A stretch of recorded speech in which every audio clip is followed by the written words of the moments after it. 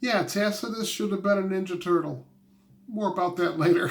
It's Deacon Nick, and today I'm talking about how do we know that Jesus lived, and how do we know that Jesus was resurrected from the dead.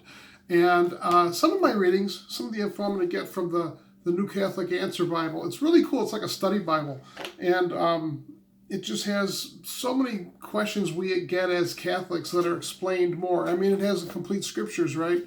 But there's a lot of questions we get as Catholics from Protestants and from atheists and from Jews asking, why do Catholics do this? Why do Catholics believe that? And this is just a great place to get it.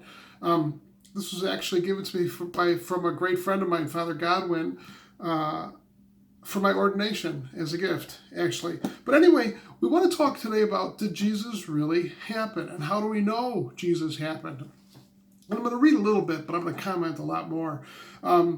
Did Jesus' resurrection really happen? The claim that Jesus Christ truly died and rose bodily from the dead is not optional for the Christian faith, and we know that. It's central to the Gospels and the witness of the apostles, the guarantee of our own resurrection. St. Paul insists, if Christ has not been raised from the dead, our faith is in vain. And I mean, doesn't that make sense, right? That's what makes us Christians. And I'll even venture to say, of all the wonderful things Jesus did, if he didn't come back from death, there probably would not be Christians today, right? And that's my stupid bird out there. I'm going to go shoot her. I won't do it on camera. I'm really not going to shoot her. My wife, she'd shoot her. Anyway, so, skeptics have dismissed Jesus rising from the dead as a hoax or hallucination, superstition, or a myth. But all the evidence points the other way. First, if it was a hoax perpetuated, big words, if it was a hoax perpetuated by his followers, would they have devoted the rest of their lives and willingly suffered prison, torture, and death for what they knew to be a lie? His own disciples, all but one of them, suffered horrible deaths, crucified upside down, tortured, jailed, beheadings. John was the only one that died of natural causes. And all they had to do was say, no, I'll stop talking about this Jesus guy, and he didn't really rise from the dead. And they probably would have let him go. I mean, I don't know that, but these men believed sincerely enough. They knew Christ rose from the dead to the point that they would let themselves be killed and imprisoned and everything because of it. Second, if it was a hallucination, how could so many otherwise sane men and women be convinced they'd encountered Jesus alive? More than 500 witnesses on separate occasions and on different locations. If the resurrected Jesus was a hallucination, how could people touch his body and watch him consume the food they gave him? And then this next one, I made a comment on a video on YouTube, I don't know, a couple of weeks ago. I explained the Catholic view on some of the reasons. And anyway, someone commented back to me, their response to my comment was that, maybe 500 people thought that they saw Jesus alive after his resurrection, but they were nothing but goat herders and stupid shepherds and things like that. And the people back in those times, maybe they didn't have air conditioning, but I would venture to say they were just as bright as the people of these times. We went to Rome, and while we were there, we visited Mount Vesuvius. What's the name of the town next to Mount Vesuvius? That when Mount Vesuvius erupted, it wiped out the whole town. Pompeii. Pompeii is like thousands of years old, and they have like plumbing and streets. And I mean, let's look at Rome, right?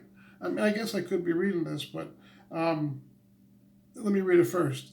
Third, as scriptural account shows, first century people were no more likely than we are to be superstitious or gullible about claims of returning from the grave. Even the apostles reacted with skepticism, right? I mean, it was hard for them to believe. And so, let's look what Rome did at the time. They said all roads led to Rome. For 1,000 years, Rome was the one biggest dominant force. They controlled all of Europe militarily. These people of the time, they didn't have some of the technology that we have, but they were no dumber than we are, right? So I said at the beginning, I'm talking about Tacitus, and who Tacitus was. Tacitus was one of the, he was a writer during the times. His whole name was Publius Cornelius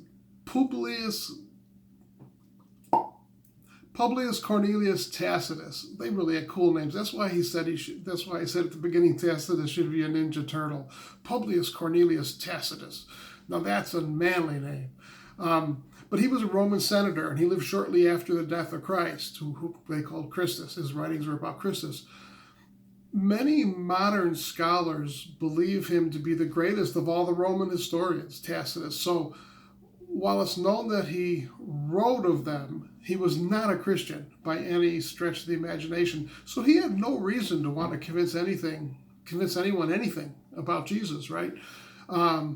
It was in about AD 64, about 70% of Rome burned to the ground, and Tacitus wrote that Emperor Nero fully blamed the Christians for starting the fires. Maybe you've seen pictures or heard the story of Nero playing the violin. Nero playing the violin while the city burned, which is untrue, by the way, because the violin wasn't even invented until about 1100 years after Rome burnt to the ground. But what is true, and is a documented fact, is what Tacitus wrote about Jesus. He wrote that and this is in his writings, Christians derived their name from a historical person called Christus, from the Latin, or Christ. Historical person. That means someone real who really lived back in history. Tacitus had no reason to write about Jesus Christ or to make up. He didn't believe that Christ was God, so why would he make up a fictional person? Fictional person that he didn't believe in.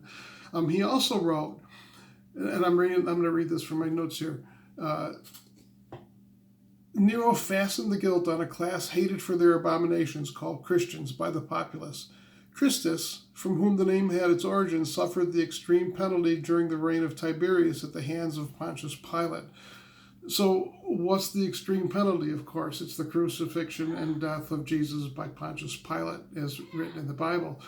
So that leaves absolutely no doubt that Jesus was real and that Jesus was crucified. Tacitus also wrote about a most mischievous superstition, thus checked for the moment again. Wait, my notes are bad. I can't read my own writing. Tacitus also wrote about a most mischievous superstition, thus checked for the moment, again broke out not only in Judea, the first source of the evil, but even in Rome. And of course, what he's referring to here is Jesus rising from the dead 3 days after he was crucified. There's no doubt, based on the writing of Tacitus, that Jesus was absolutely real. Also, if Jesus didn't come back from death, why would a common criminal be remembered and praised by billions of people 2,000 years later? There's no reason. Why would the most sold book in history, the Bible, tell his life story? Hundreds of people were crucified by the Romans, right? Can you name any of them besides Jesus? Maybe thousands. I mean, they didn't invent crucifixion. The Persians invented crucifixions. The Romans just made it better. They perfected it. But Jesus was crucified with two others. We know that. One on his right, one on his left. Can you name either of them? Me neither. And I know we do know. I mean, I could look it up somewhere, right? It's probably in this New Catholic Answer Bible. But there's a reason we only remember one of them. Let's look at Pliny. Pliny the Younger was born about 60 years after Jesus. And he's got a cool name too. Gaius Caecilius Silo. It might be Caecilius Silo. My Latin isn't the best. But he was known as Gaius Plinius Caecilius Secundus. Now, don't sweat it. We'll just call him the Pliny the Younger, which is what everybody calls him. He was an attorney as well as a Roman governor of Bithynia, which is found in Asia Minor. As a child, he was abducted by his uncle Pliny the Elder, which makes perfect sense, right? Pliny the Elder, Pliny the Younger. And he wrote 9 books of private letters, and they're kind of famous for telling us what Roman life was back around that time. He was sent by Emperor Trajan to interrogate and persecute the number of Christians. So here's what he wrote after interrogating Christians. Meanwhile, in the case of those who were denounced to me as Christians, I've observed the following procedure. I interrogated these as to whether they were Christians. Those who confessed, I interrogated a second and third time, threatening them with punishment. Those who persisted, I ordered executed. For I had no doubt that whatever the nature of their creed, stubbornness, and inflexible obstinacy surely deserved to be punished. So these people would literally go to their deaths. These people would literally go to their deaths before they would say that Jesus Christ wasn't real.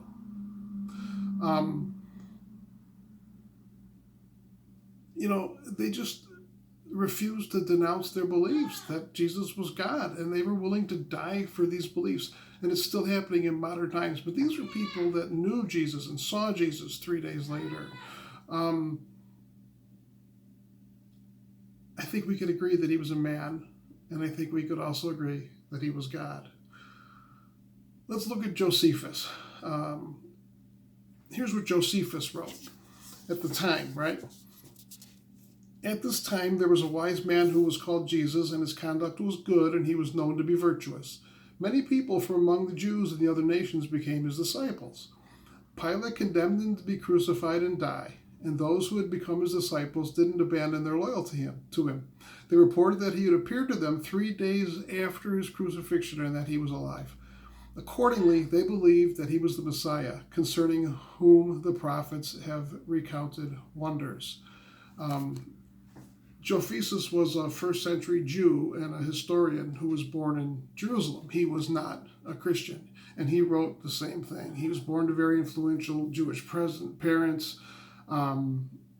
He initially fought against the Romans, but then he was enslaved, and he was used as an interpreter, and he became a Roman. So, guys, Jesus was real. Jesus walked. People that knew him died before they'd say he didn't come back. Over 500 people saw Jesus Christ, spoke with him, ate with him. He's real, folks. And just like I'm going to explain in my book, forever's a long time if you don't believe. And you know what? I know it's hard to believe. I know it doesn't make sense. But we have so many facts and so many things that prove it. If you have any questions or comments, I'd love you to write them down below. Please subscribe if you want to hear from me more regularly. And if not, just check in now and then and say hi. It's Deacon Nick. Take care. Thanks for listening today. Sayonara.